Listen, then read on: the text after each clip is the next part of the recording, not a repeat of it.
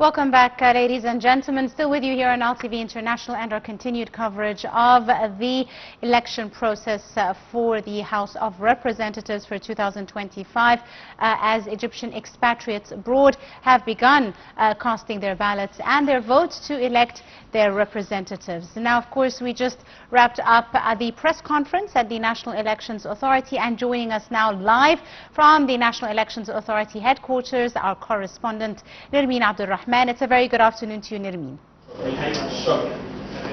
Good afternoon, Angie. Can you tell me about the latest updates regarding the voting process abroad, just as they've wrapped up the afternoon's press conference at the National Elections Authority? Yes, Angie, the press conference just ended a few minutes ago as Councillor Ahmed El-Bendari, the head of the Executive Committee of the National Elections Authority, had this virtual video calls with different ambassadors and councillors from all over the world.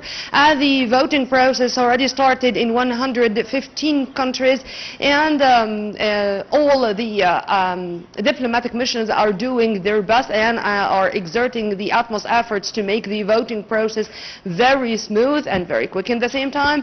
And in fact, for example, in Saudi Arabia, our ambassador there said the turnout was very heavy in the morning, even as the security personnel in Saudi Arabia complained that they want to have more personnel to make sure that they are going to secure in the best way ever the voting process. Also, there were a number of female ambassadors, our ladies representing Egypt, particularly in African countries, yes, in Rwanda, in Namibia, in Zimbabwe, and they all said that the voting process is going well. And in Zimbabwe, for example, the headquarters of the Egyptian embassy there is under some renovations, yes, but still the voting process is going on that smooth without any irregularities.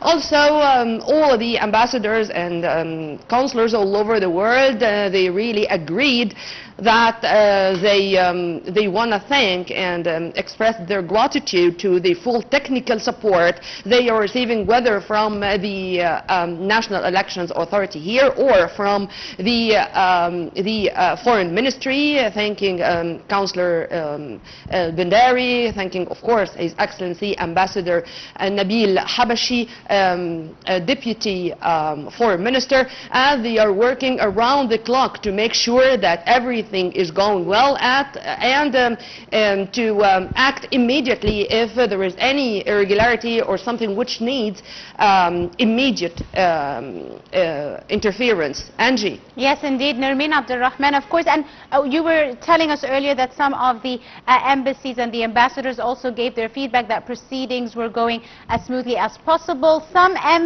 countries actually do have curfews as a result of some of the instability or the situation on the ground in these countries, and there were questions regarding the curfews and if they were affecting the presence of the voters or the numbers of the Egyptian voters that turned out at the Egyptian embassies and consulates in these countries.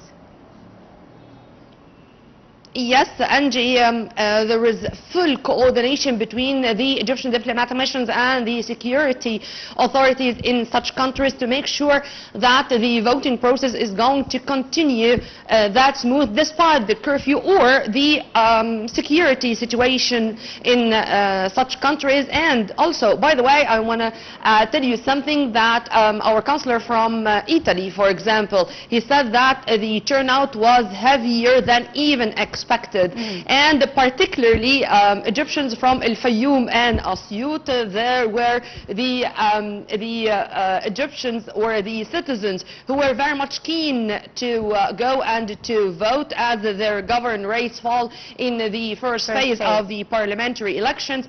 Yes, and there were also some of the ambassadors who were saying that many of the Egyptians are coming with their families, even with their their children, just to let them know and to let them learn that this is a constitutional right and that this is exactly what they are going to do in the future. If they are outside Egypt, if they are abroad, they do have a constitutional right that they should practice, and they should practice wherever they are. Angie. Indeed. Finally, in Nermine, it was confirmed that the embassies and consulates will be fully operational and open from 9 a.m. till 9 p.m. according to their local timing. And of course, many of the countries, specifically in Europe and the US, etc., spoke that, of course, today, Friday, is a working day, so the numbers were not as high. However, on Saturday, this is the beginning of their weekend, and many Egyptian citizens from all around the cities are expected to flock to the embassies to cast their ballots.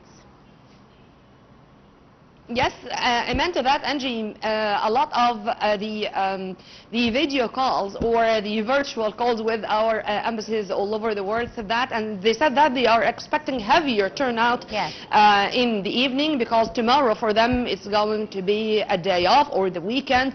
But I would like also to assure you that despite the fact that in Paris, for example, in Italy, this was a working day, but the turnout was heavier than expected. But we are going to follow minute by minute all what's going on outside Egypt and in the first phase to make sure that everything is going smooth without any irregularities, and also to commend and to thank the National Elections Authority here and the emergency room which is held in the Foreign Ministry to make sure that there is full coordination among all concerned bodies and among all the diplomatic missions all over the world to guarantee that our parliamentary elections is going to be another story of success added to the success stories we had in previous constitutional rights or previous constitutional operations. Right. I'd like to thank you very, very much. Nile TV's correspondent Nermine Abdel